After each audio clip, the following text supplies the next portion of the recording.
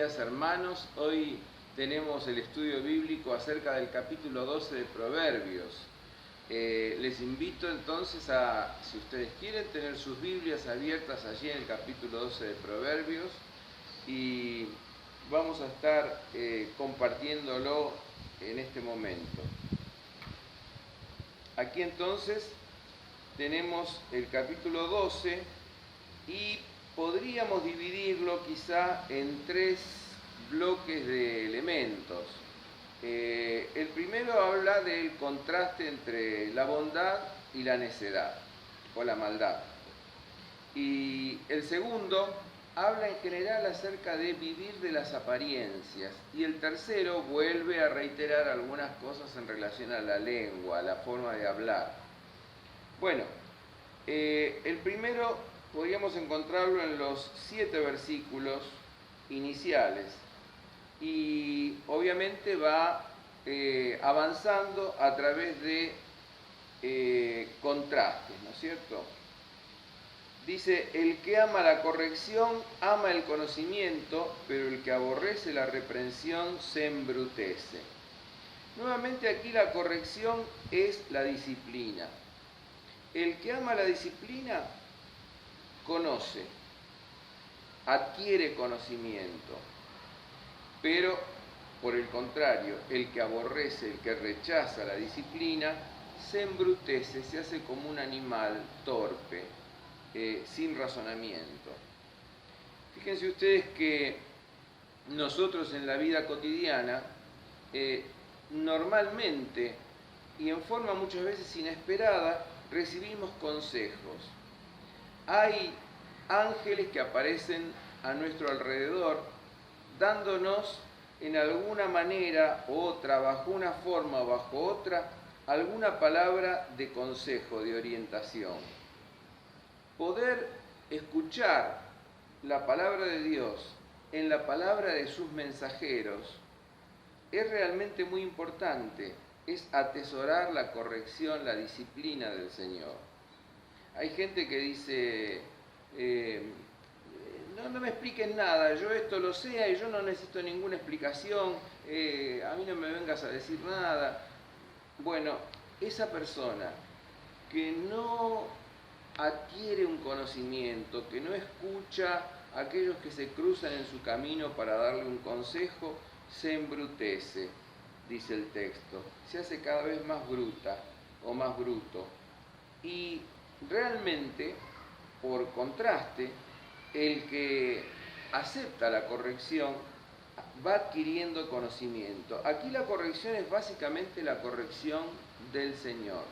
El Señor se puede aparecer a través de un pobre, el Señor se puede aparecer a través de una burra, ¿no es cierto? Como dice la leyenda del Antiguo Testamento. O sea que Dios nos habla de distintas maneras, el tema es poder escucharlo. El segundo versículo dice, el bueno alcanzará el favor del Señor, pero Dios condenará al hombre que urde males. Aquí es interesante que el bueno es aquel que escucha la corrección, es aquel que escucha la voz de Dios. Y entonces este alcanza el favor de Dios. Pero, por contraste, el que urde males, el que trama maldades, el que quiere vivir en sus propios esquemas, ¿no es cierto? Entonces recibe condenación de parte de Dios. El 3 dice, el hombre no se establecerá por medio de la impiedad, pero la raíz de los justos es inconmovible. Interesante esto. El hombre impío, el hombre que no busca a Dios, el hombre impío es fundamentalmente el que no busca a Dios. Hay muchas maneras de buscar a Dios. La oración es un modo de buscar a Dios, la lectura de la palabra es un modo de buscar a Dios, el escuchar a los mensajeros de Dios es un modo de buscar a Dios. Hay una cantidad de modos de buscar a Dios. Ahora, el impío, el que no busca a Dios, no se establece, no tiene raíces en la vida. el Salmo primero dice, es como el tamo que lo arrebata el viento, que el viento lo lleva de un lado al otro, porque no tiene raíz. En cambio, los justos, la raíz de los justos es inconmovible. El justo tiene una raíz inconmovible. Será como árbol, dice el Salmo 1, plantado junto a arroyos de agua. Los arroyos de agua podríamos pensarlos como el espíritu, el agua del espíritu que fluye. Y entonces el justo hunde sus raíces en esas aguas salutíferas, porque está plantado junto a arroyos de agua. Da su fruto a su tiempo, su hoja no cae y todo lo que hace permanecerá. ¿Por qué? Porque tiene una raíz inconmovible. Jesús en el capítulo 7 de Mateo decía precisamente algo de esto. El hombre que construye la casa sobre la roca, vienen vientos, llegan tempestades, pero la casa permanece inconmovible, no se cae. El que construye sobre la arena, el que no tiene cimientos, el que no ha oído el consejo de Dios, el que no escucha al Señor, entonces cuando viene la adversidad, cuando llegan los vientos, cuando llegan las tempestades, su casa cae. Ahora, el verso 4 dice, la mujer virtuosa es corona de su marido, pero la mala es como carcoma de sus huesos. Muchas veces el libro de Proverbios habla de la mujer virtuosa. La mujer virtuosa, por ejemplo, aparece y tiene todo un poema en el capítulo 31 de Proverbios. La mujer virtuosa, que aparece 4 veces en Proverbios con esta misma expresión en hebreo, es la mujer activa, es la mujer inteligente, es la mujer diligente, es la mujer trabajadora. Y entonces dice, ella es corona de su marido. Fíjense ustedes, el marido se enorgullece de ella. La corona del marido es precisamente esto, es la mujer que él tiene. Pero la mala es vergüenza de su marido. Es como carcoma de sus huesos, es como cáncer de sus huesos. Porque continuamente está poniendo a su marido en situaciones embarazosas, en situaciones de inmoralidad, en situaciones vergonzosas. Entonces, realmente, quizá hoy para salir de un esquema un poco machista, podríamos decir lo contrario, ¿no es cierto? Podríamos decir que el varón virtuoso es también corona de su mujer. El varón necio e injusto es también cáncer de su mujer. Es decir, el valor revelatorio que tiene este versículo es mostrarnos la solidaridad social. Es decir, que las acciones de uno repercuten sobre el otro. Las acciones del otro dañan al otro. Es decir, que vivimos todos en un mundo abierto, en un entretejido social, y las acciones de los unos afectan a los otros. Y esta es una cuestión muy importante en la Escritura.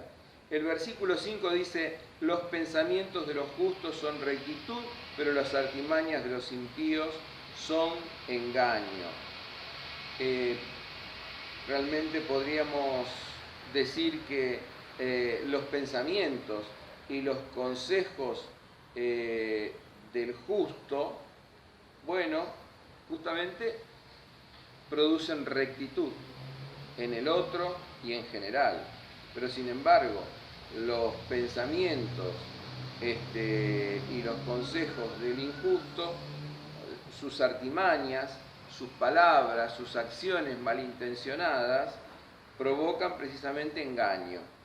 Ahora, entonces, los consejos son siempre importantes, pero los consejos deben ser ejercidos por personas rectas. Y esto es fundamental. Si nosotros nos dejamos aconsejar por cualquier persona, realmente estamos siendo necios. Los consejos deben venir de personas rectas, de personas sabias. El versículo 6 dice, las palabras de los impíos son para acechar sangre, pero la boca de los rectos los liberará. Las palabras de los impíos provocan daño.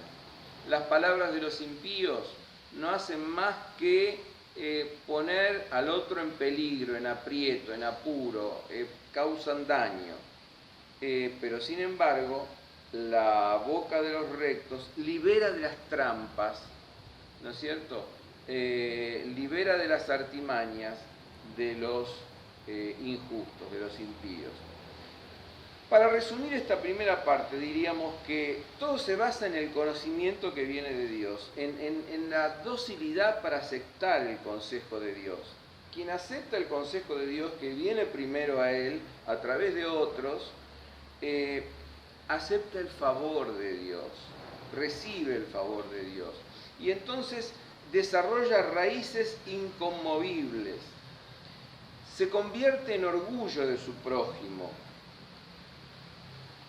Su camino es recto e inspira rectitud, e inspira buen ejemplo en el prójimo. Y sus palabras liberan al prójimo de las trampas y de los engaños de los perversos. Ahora entonces entramos en una segunda parte de estos textos que realmente nos hablan de las falacias de las fachadas. O sea, de la falacia, de lo falaz que es vivir de las apariencias. La persona no puede vivir de las apariencias. Fíjense, versículo 8. Dice, el hombre es alabado según su discernimiento, pero el perverso de corazón será menospreciado.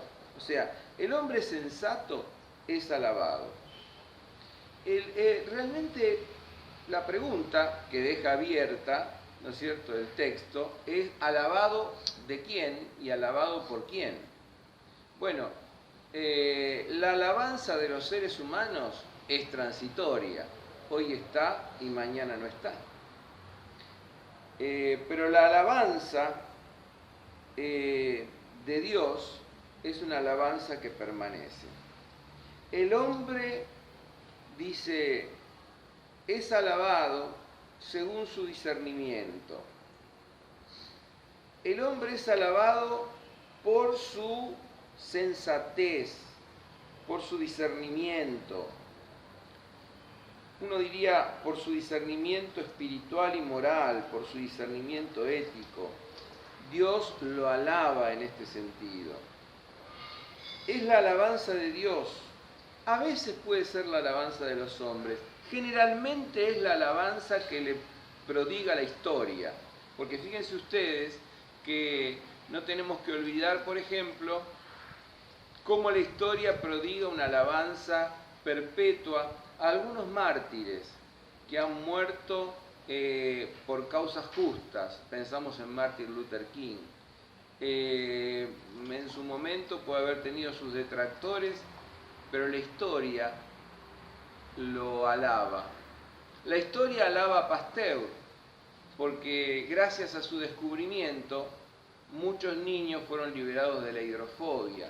O sea, la historia termina premiando a los hombres sensatos de discernimiento que han hecho una contribución a la historia, y Dios lo alaba y lo premia en forma permanente. Ahora, en contraste con esto, nosotros tenemos que decir que el perverso de corazón es menospreciado. A veces el perverso de corazón tiene sus seguidores y sus admiradores aquí, pero son transitorios.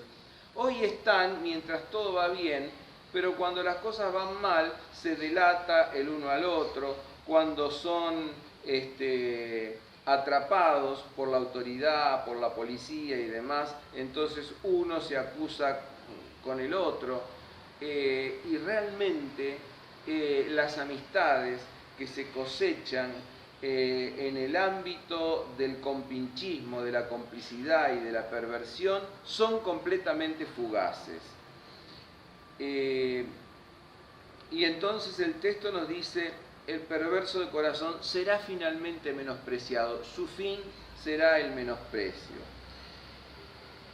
El versículo 9 es un versículo muy interesante y que puede ser traducido de dos maneras. Miren, esta versión que tengo yo, que es la última de la Reina Valera revisada, dice: mejor es el menospreciado que tiene quien le sirva que el vanaglorioso que carece de pan.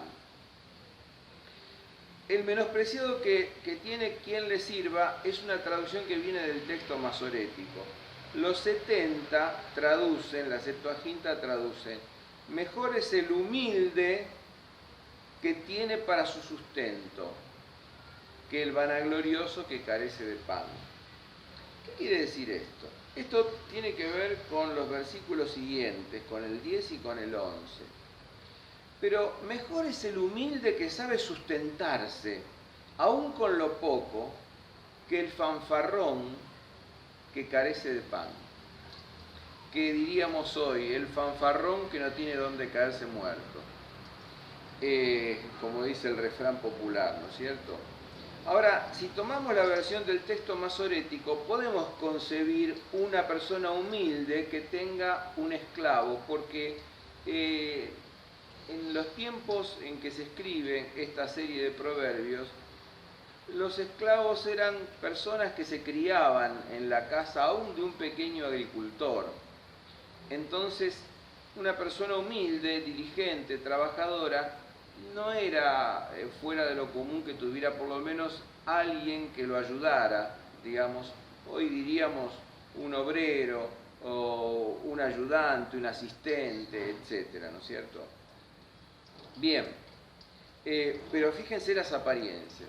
Hay personas que fanfarronean, que se vanaglorían, ¿no es cierto? Pero en realidad no tienen lo fundamental, no tienen para su sustento, no tienen para el pan de cada día, no tienen para aquello que el Señor Jesús nos enseñó a pedir, el pan nuestro de cada día, dánoslo hoy.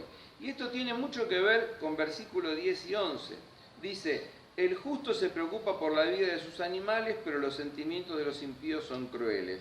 El que cultiva su tierra se saciará de pan, pero el que persigue cosas vanas es falto de entendimiento. El que cultiva su tierra se saciará de pan, pero el que persigue cosas vanas es falto de entendimiento. Miren, el justo se preocupa por dos cosas, por su quinta, por su quintita, por su tierra y por sus animales. O sea, se preocupa por trabajar. Yo llegué a conocer el tiempo en que los inmigrantes, mis abuelos por ejemplo, tenían su quintita y entonces allí cosechaban, plantaban, las quintitas tenían los caminitos, ¿no es cierto? Entonces allí plantaban tomates, plantaban distintas cosas, las semillas eran muy económicas y el trabajo de la mujer o del varón consistía en hacer la quinta. Y hacer la quinta quiere decir ocuparse de eso, que después les daba de comer. Eso tenía su fruto, los mantenía con muy poco. Hacer la quinta, cuidar los animales, ¿no es cierto? Nada común era en otros tiempos que las personas tuvieran sus gallineros y demás. Bueno, en este tiempo podemos pensar en otro tipo de cosas, pero de lo que está hablando es que el justo es diligente, es trabajador, se ocupa de sus cosas fundamentales, de aquellas que son básicas para la vida. Pero el necio persigue vanidades. Aquí está. El tonto, el que no tiene discernimiento, persigue vanidades. Son personas que se la pasan hablando de grandes negocios, especulando con cosas grandes, pero no van a lo pequeño de cada día. Y el Señor Jesús dijo, el que es fiel en lo poco, lo pondré sobre mucho, pero el que no es fiel en lo poco, entonces aún lo poco le será quitado. Fíjense ustedes el valor del trabajo, el valor de la diligencia, el valor de ocuparse en trabajar fervientemente. El versículo 12 dice, el impío codicia la fortaleza de los malos, pero la raíz de los justos es estable. De nuevo, el impío, el que no busca a Dios, ¿qué hace? Mira la fortaleza, lo que han adquirido los impíos. Lo que han adquirido los impíos. Pero realmente el justo deja de mirar lo que han adquirido los demás sino se preocupa por sus propias cosas. Y su raíz se hace estable, se preocupa por su relación con Dios y por desarrollar sus propios recursos y sus propias posibilidades. Un adulto que sabe trabajar es como un niño que sabe jugar. Y es muy importante el trabajo. Ahora, compararse es algo negativo siempre. Yo una vez escuché, leí, mejor dicho, un sermón de Helmut Thielich diciendo, bueno, si hay que compararse con el que está más arriba. Y se estaba refiriendo a la parábola del fariseo y el publicano, que el fariseo había visto el que estaba más abajo y no se había comparado con el que estaba más arriba. No estoy de acuerdo con Thielich en eso. No hay que compararse con nadie, ni con el que está más abajo, ni con el que está más arriba, porque todas esas son convenciones sociales. Uno se tiene que preocupar por desarrollar sus propias potencialidades, sus propias posibilidades. Verso 15, fíjense qué dice. En la opinión del insensato su camino es derecho, pero el que obedece el consejo es sabio. El insensato es sabio en su propia opinión. Ahora, el sabio sabe escuchar el consejo. Versículo 24, muy interesante, dice, la mano de los dirigentes gobernará, pero la de los negligentes será tributaria. El diligente también es el que escucha y trabaja y actúa. Ahora, el negligente siempre tiene un espíritu de tributario, porque no puede dirigir su propia vida, tiene que ser dirigido por los demás. El verso 15, sin embargo, muestra como un reverso, que el insensato tiene una muy buena opinión de su propio camino. Se engaña, se cree omnisciente, cree que se las sabe todas. ¿Ustedes vieron esas personas que creen que se las saben todas? Bueno, y no escuchan consejo. Bueno, ese es el negligente. El que cree que se las sabe todas y no escucha consejo. Aún el que gobierna tiene que escuchar el consejo de los técnicos, de los asesores, de las personas que saben en cada rubro, porque no hay una persona que sepa de todo. No existe eso en la vida. Todos tenemos nuestras faltas, nuestros agujeros.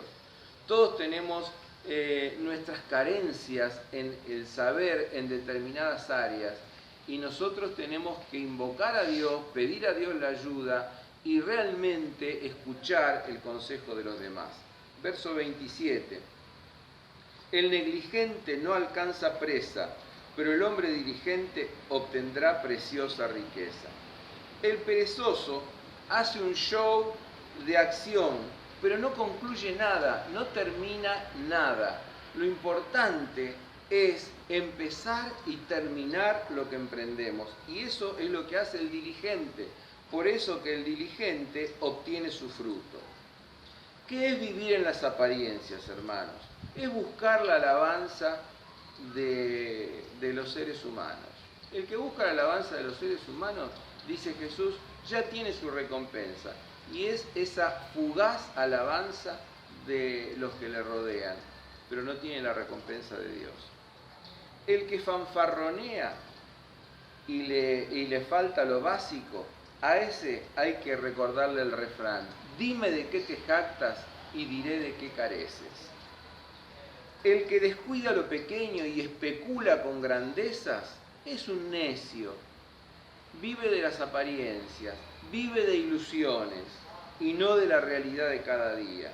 El que codicia la fortaleza ajena no valora sus propios recursos, está siempre mirando al otro, pero no hace nada por sí mismo.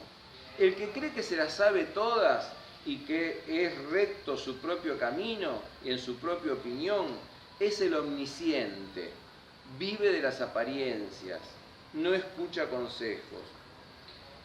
El necio no termina nada, no caza presa, no invoca una, diríamos nosotros. Bueno, hermanos, no vivamos de las apariencias, busquemos la solidez de la sabiduría que viene de Dios. Y el tercer grupo de dichos es el que nos habla, en este caso, nuevamente de la lengua, del poder de la lengua, que tiene poder para matar o para dar vida, como bien dice Santiago en el capítulo 3, ¿no es cierto? Y acá hay una serie de versículos que hablan sobre la lengua, los voy a leer. Verso 13, en la transgresión de los labios hay una trampa fatal, pero el justo saldrá bien de la tribulación. Verso 14, el hombre será saciado con el bien del fruto de su boca, y también le vendrá la recompensa de sus manos. Verso 18, hay quienes hablan como dando estocadas de espada, pero la lengua de los sabios es medicina. Qué interesante este versículo, ¿no es cierto?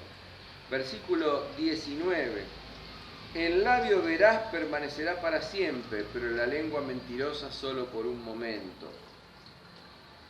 Versículo 22, los labios mentirosos son abominación al Señor, pero le agradan los que actúan con verdad. Versículo 23, el hombre sagaz encubre su conocimiento, pero el corazón de los necios proclama insensatez. Versículo 25, la congoja abate el corazón del hombre, pero la buena palabra lo alegra. Fíjense ustedes, miren, me llama la atención el versículo 18. Hay algunos que hablan como dando estocadas, como dando golpes bajos. Hablan dando puñaladas. Le tiré una patadita a fulano, le tiré una patadita a mengano, ¿no es cierto? Escuchamos estas palabras. Hablan como dando estocadas. Hablan como dañando, como reprochando, como tirando abajo al otro. Pero sin embargo, fíjense, la lengua de los sabios es medicina. La lengua de los sabios habla no como reprochando, habla como curando, habla como sanando, habla para hacer medicina para el otro, para hacer bálsamo al alma del otro.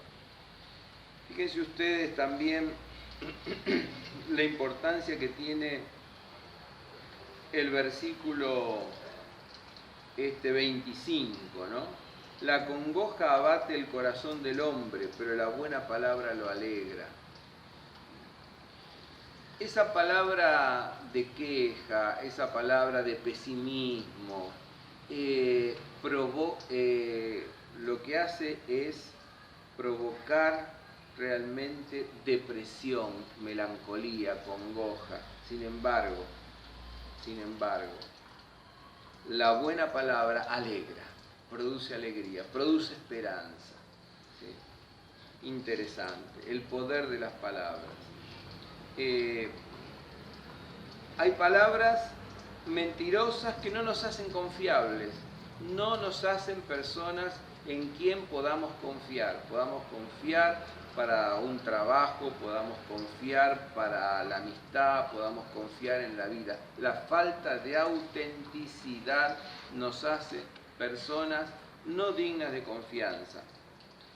¿Cómo está viendo el autor de Proverbios el valor pastoral y guiador de las palabras, ¿no? El verso 26, el justo sirve de guía a su prójimo, pero la conducta de los impíos los hace errar. Las palabras tienen un valor pastoral, tienen un valor guiador. El insensato al instante da a conocer su ira, explota en ira, ¿no es cierto? El prudente disimula la afrenta, o sea, el prudente respira hondo, cuenta hasta 10 y cuando ordena sus sentimientos puede hablar, y puede hablar con paz. Yo siempre les estoy diciendo en estos estudios, todo se puede hablar, el tema es cómo hablarlo. y el tema es hablarlo con paz. Y me gusta terminar con el versículo último, el 28. En el camino de la justicia está la vida y en su senda no hay muerte. ¿Por qué no hay muerte? No lo sabemos. El autor deja la interpretación abierta. Pero en el camino de la justicia está la vida y en su senda no hay muerte. Qué bueno que es, recapitulando, obtener el conocimiento profundo, que es el conocimiento de Dios. No hay nada más importante que conocer a Dios y conocer su palabra, conocer su amor, conocer su justicia. No vivir de las apariencias, vivir de la realidad, trabajar diligentemente por el pan de cada día, sabiendo que, como dice la palabra, no he visto justo desamparado ni su simiente que mendigue pan.